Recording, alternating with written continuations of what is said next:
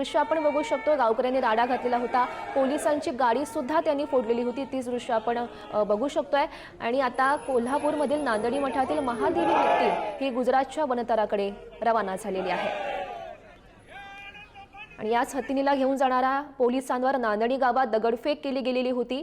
तुफान राडा झाल्याचं सुद्धा बघायला मिळालेलं होतं। या राड्या दरम्यान पोलिसांची गाडी सुद्धा या गावकऱ्यांनी फोडलेली होती। ही तीन दृश्य आपण बघू शकतोय।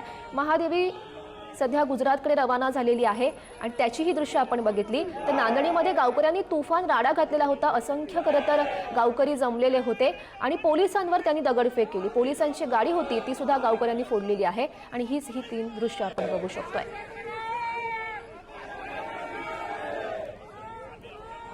दरम्यान कोल्हापूरमधील नांदणी गावातून महादेवी हत्तीनीला गुजरातमधून वनतळामध्ये घेऊन जात असताना कोल्हापूरकर आक्रमक झालेले होते। या दरम्यान पोलिसांवर दगडफेक सुद्धा करण्यात आली।